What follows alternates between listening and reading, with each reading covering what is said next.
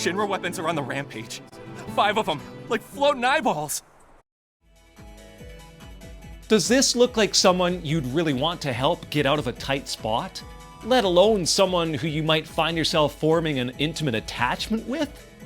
Look at this guy!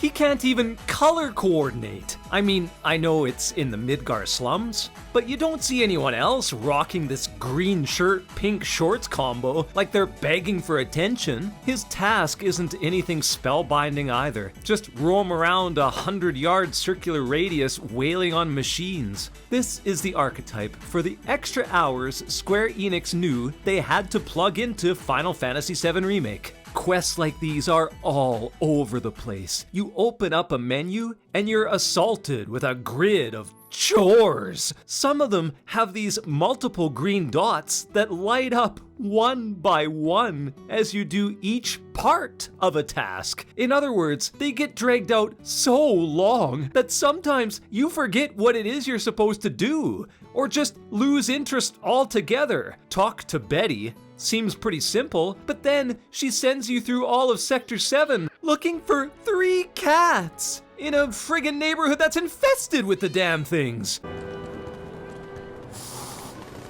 This sucks. It does. It really, truly does. It's especially irritating when you get to an enemy you're supposed to hunt down, like this giant were-rat, and then you get there, kill a bunch of them, and it's like, no, that wasn't it. Even Cloud and Tifa don't know what's gonna happen. They're like, oh, should we wait? Should we go back? This might be a waste of time. So you either wait or you wander around because it still shows the goal as being right there, but you eventually get pissed off and go back to the jackass who asked you to do it. And then it's like, well, that wasn't the right kind of rat. You go try again. You gotta kill the big ones. So you waste 10 more minutes of your life to kill a slightly bigger disease-ridden vermin. Once you do enough of these, you simply resign yourself to looking at the map at the top of the screen and running Cloud around, watching the meter's number go down until you meet the next useless conversation and continue. I'm Damon, little more than a humble reporter. I get why they implemented the quest system. If you went through just the main events of Final Fantasy VII, you'd be spending $60 on a 5-hour game. We expected, to some extent, some filler material, but they could have tried a bit harder. There's a couple exceptions that do attempt to humanize the cast a bit more, such as the music collection and wall market, which invigorates people who are quickly losing their hope because of all the recent chaos and destruction. That's nice, but it doesn't make running around from Joe Schmo A to Joe Schmo B any more thrilling to get that eventual brief uptick in emotion. It's time I took action, made a stand. Hell yeah, that's it. That's the fire we need right now. Is seeing an old geezer disco dancing really the payoff that we deserve? The effort just doesn't justify the return in most cases. The thing is, you need to do these tasks if you want to experience some of the most intricate moments between Cloud and his love interests. You don't see him open up to his closest partners much at all, unless you help Barbie Ken doll over here shut up about his machine stalking paranoia, or scour Sector 5 in a hide-and-seek game trying to track down all these orphanage kids for the teacher. Is it worth all that trouble to unlock a scene where Cloud carries a flower basket through town? I suppose that's all up to you. So, how do you think they'll arrange these flowers? Dunno. While you're trying to run around the world doing all these things, you find yourself constantly sucking Cloud's gut in and trying to squeeze through narrow gaps, which is just annoying and slow. How many times does Cloud need to do this in the game? I've lost count. And look at the room in some of them. He and Tifa, even Barrett could easily walk normally through these. Besides, what's the point? It must be like a mask for the game world to load, such as when you spend 28 seconds in this long ass elevator just to get to the arena. I wonder how many people are fighting. Well, that's BS. It was 2020, and we still had games that were using loading screens disguised as elevators. If Square Enix couldn't even find enough processing power to get through Midgar without having Cloud sidling through things at 1 mile an hour, maybe we should have just had the whole thing done all at once on something like the PS5.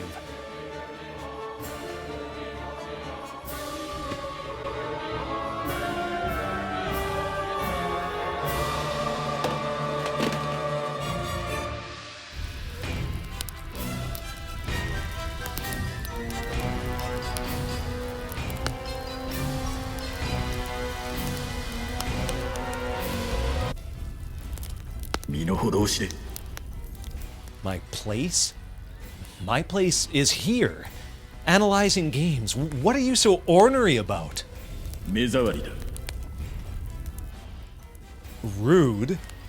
I'm sorry, we can't all have 5-foot-long silver locks and eyes that look like a constipated cat.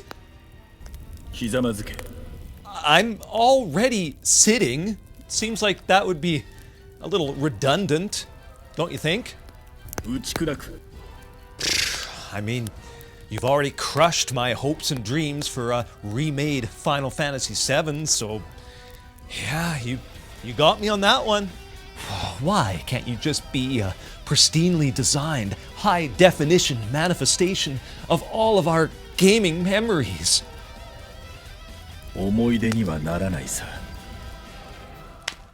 Well, you're definitely in my mind. This is really gonna hurt the next time I play Smash Brothers.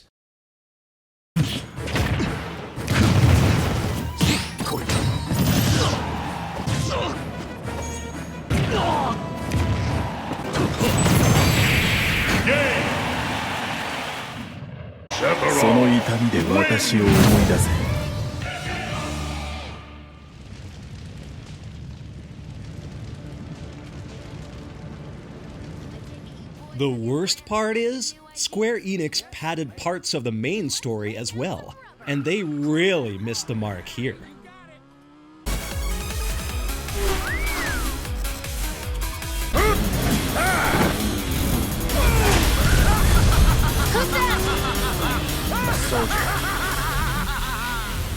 Oh, who in Sam Hell is this jackass?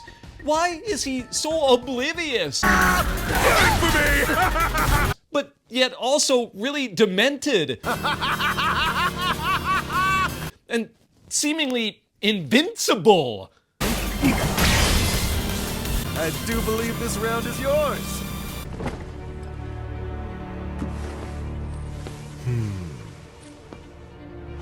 Why does it look like he wants to make love to his motorcycle? What in God's name?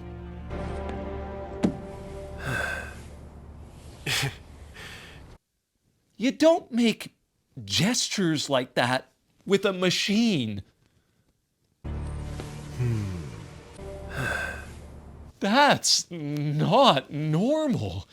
This character is just the absolute worst addition in Final Fantasy history, and he disappears just as soon as he gets introduced. Never shows up again after Chapter 4, and there's barely any backstory other than that Cloud guesses he's a soldier. Roche seriously feels like some teenager won a juvenile fan art contest and got to put in whatever they wanted within the game, and then they kept his ideas in there before realizing how asinine they were. I approve of the Jesse upper plate subplot. It's awesome, and it even introduces summoning materia through a cool plot device. But it would have worked without this dumbass. You could have still had all the motorbike combat and explosions and Advent Children style crazy Matrix fighting scenes. There was plenty to keep Cloud and the gang busy with the regular security and those machine drone squads.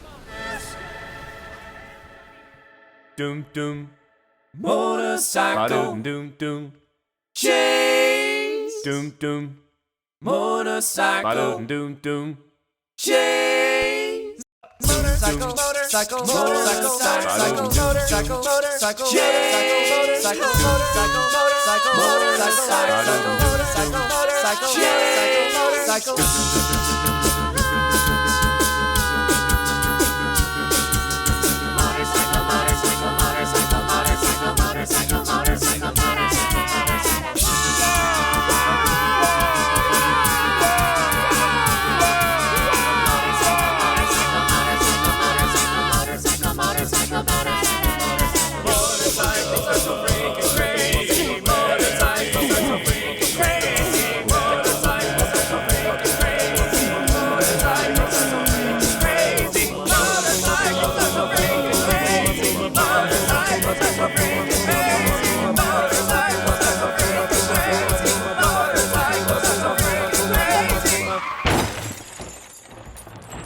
And the military base operation was plenty exciting and foreboding and even funny before he randomly cycles in again just for a cheap thrill, which, as we're talking about all of this stuff, simply extends the runtime. His fight isn't challenging either. Just put Cloud in Punisher mode and counter his attacks over and over again until he staggers. I wish his friggin' bike would have staggered so he never would have made it into this game. Maybe next time we can keep it just between the two of us. Maybe. Did we pay $70 just to see this? Ugh. That's barf. Even smaller things draw out events longer than necessary. Did we really need to stare in awe at Cloud's trapezius muscle strength as he monkey bar climbs across the church rafters back and forth? This isn't fun. There's no tension either. Oh, damn, crap. Oh, look, I'm getting 2 and 3 hit points taken off as I show Aerith how cool I am. Did we really need to watch Tifa slowly jump across neon platforms and do the same thing Cloud did? The mechanical arm from the OG slums, as I stated before, is awesome to include in an interactive way. But was it really necessary to use it 3 times in slightly different capacities to get through this ruined station? Simple switches take holding down triangle for 5 seconds every single time. What's with this? Why is Cloud so slow to pull switches? He's a frickin' Mako-induced soldier. This happens everywhere. Imagine if opening doors in real life had this inconvenience thrust upon us. Oh, that's tedium upon tedium.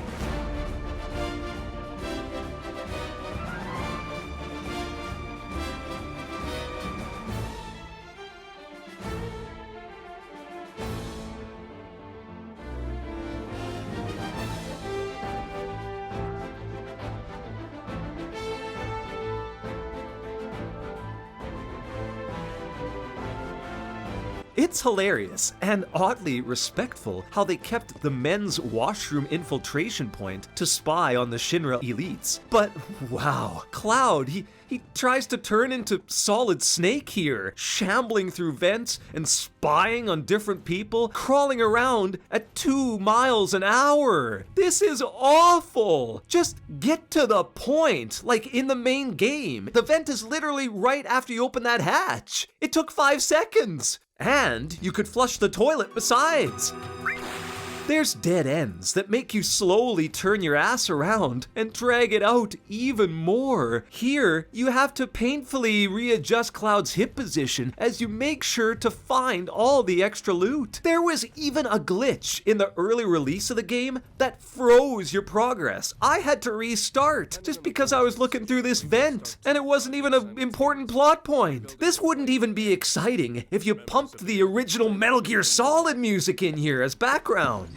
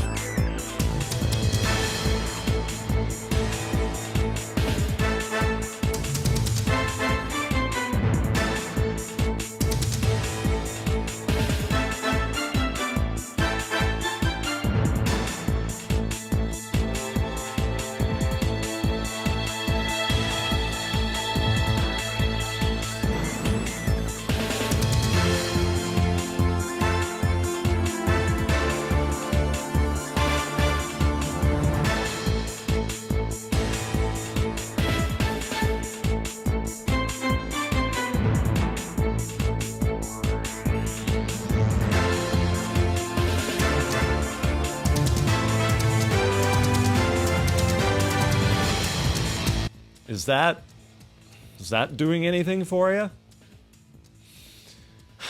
I didn't think so. And then there's the sewers. If you get in trouble, just follow the stench. Honestly, have you ever enjoyed playing through a sewer level? I sure as hell haven't.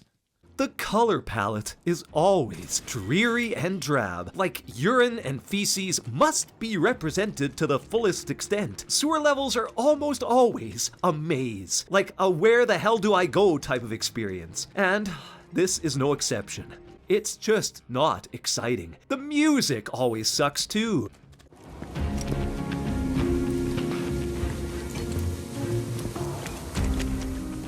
Even in obscure games, like Star Wars Shadows of the Empire on N64.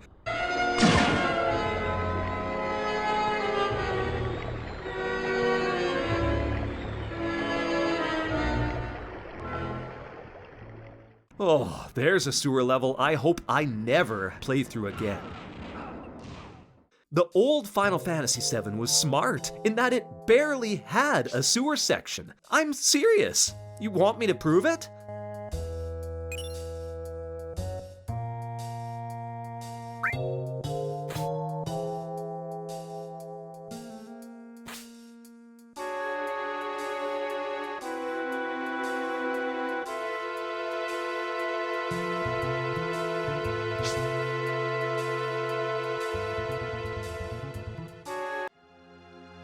That's it. No editing or anything, I swear. How long did that take? Like 30 seconds?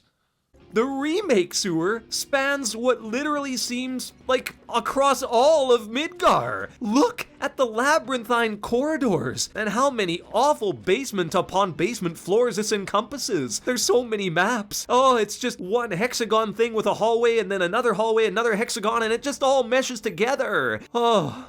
And I know it's realistic that it does this. It's like a realistic sewer design. It even goes with the dialogue as Tifa makes notes about where they are as they come out to where Sector 6 joins Sector 7. Sector 7 should be just on the other side of this waterway. So this is where Sector 6 ends. But come on! It's so boring! You fight the same damn spear iguanas and select few bubble-spewing enemies over and over, the latter of which constantly put your party to sleep, ignoring your inevitable swearing at the screen. I can't. Getting really sleepy. So tired. All you're trying to do is find the damn door, which, when you find it, is of course locked, because apparently there was a hidden key that Jesse put in a secret spy thing in a random section of the sewer a long time ago, which means you're constantly running all around like a jackass, making water rise and fall, climbing up and down ladders, going up and down again because they all look the same. But while you're doing this, you keep finding respawning clusters of monsters.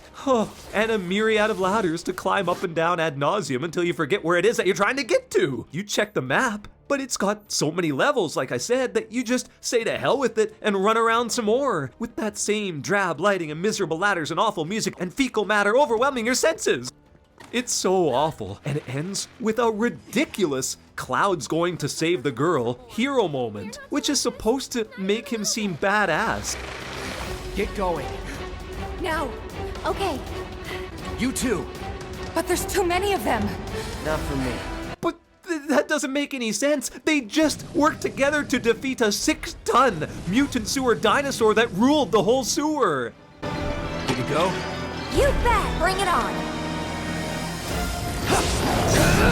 Now, all of a sudden, they're scared of a few trident little merman rejects that they've killed 24 of already? Last warning. Back off or die. Back off or die? They're not verbal. At least not with English. Back off or die. What is this dialogue? Then, Cloud just delivers a sword swipe and a kick to the midsection of one before fleeing with his tail between his legs anyway. It's all a mess, and it makes you never want to slog through this a second time. But then, what does Square do? They make you go down there again! This time, to chase down a gross, Star Wars-looking rat alien thing, all because Leslie, the Corneo lackey, can't hold on to a goddamn key, apparently. No! Wait! We gotta catch him! Huh? He took the key to the door! So you chase it all the way through the sewers, the game teasing you so many times, making you think you're finally going to catch it, but then your pincer attack doesn't work. He's so slippery. Just like his owner. And then suddenly, it leaps into a hidden vent into another room, and then you're clambering over things to get to it, and you're wasting so much time. Now it's Barrett's turn to fall asleep, as the entire group constantly gets turned into frogs too, to draw the whole thing out even longer. Every single skirmish makes you just wish the whole game would just end. Even that run music I praised earlier fails to add any urgency or excitement.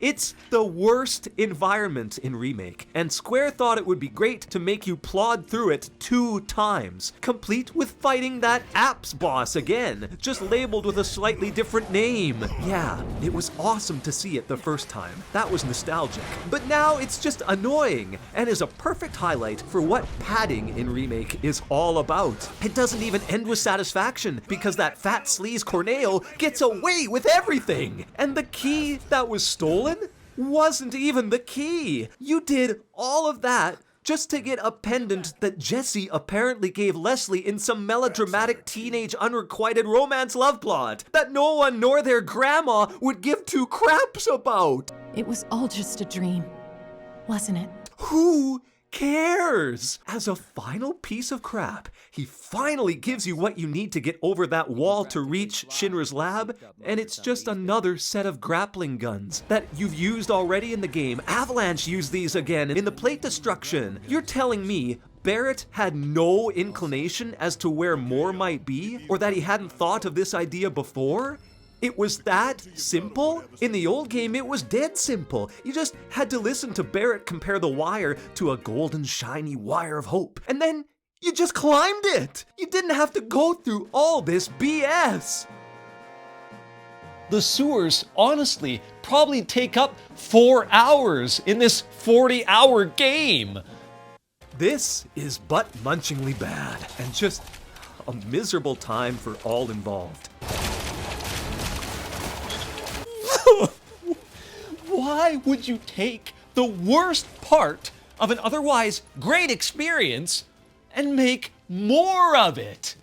What if that was done with any of your other favorite games?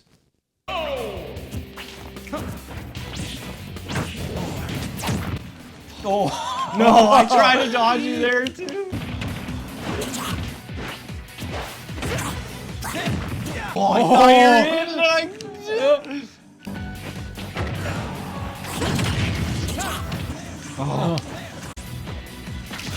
Oh, that was gonna look good. Game. Greninja win. Oh man, this is the best. It's been way too long. Oh, it has. We've had so many awesome battles over the years, and we've got all 89 characters at our disposal. Oh, this is the best. Okay, next game, Sephiroth versus Cloud. Oh, that'd be dope. But first, I want to show you the one-player mode. Yeah, wait. Okay. Check this out. Isn't this sick? It's like a painting. You move characters or all around the overworld. Yeah, the graphics are really awesome. So can we get... In a second. Hey, check this out. See, I got spirits, eh? And when you go and press this button, you can level up the spirits, and they're like all the different bosses from the games that they're from. You've already beaten this, though. I have too. I own this. Now can we just get to the multiplayer? In a second. Yes, victory. And when you do beat them, you get these spirits. Oh, Yeah, I already know that. We've played this before. Yeah, I know, but see, you don't have the exact same ones as me. See, you can even give them different special moves, and you can level them up, and you can build a whole collection. It's almost like the Pokemon trading card game. It's so expansive. There's hundreds of these things.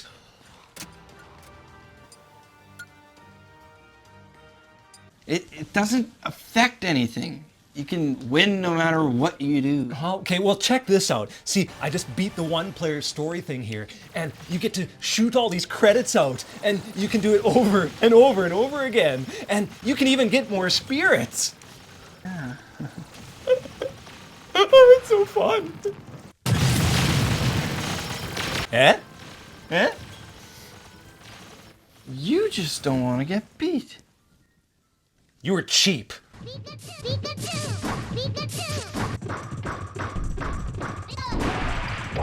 You were a sweaty ape that couldn't hit an 8-pound rat.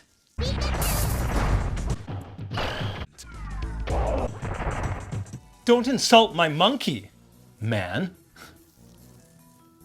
Given the PS4's limitations, was it alright for Square to inject this much filler into the Final Fantasy VII Remake? Or is it all about just a time and money extortionist philosophy of the cruelest kind to us gamers? Let me know in the comments. Thank you so much for watching, and it's good to see you, gamers. Like and subscribe for more RPG and Final Fantasy VII content. Take care.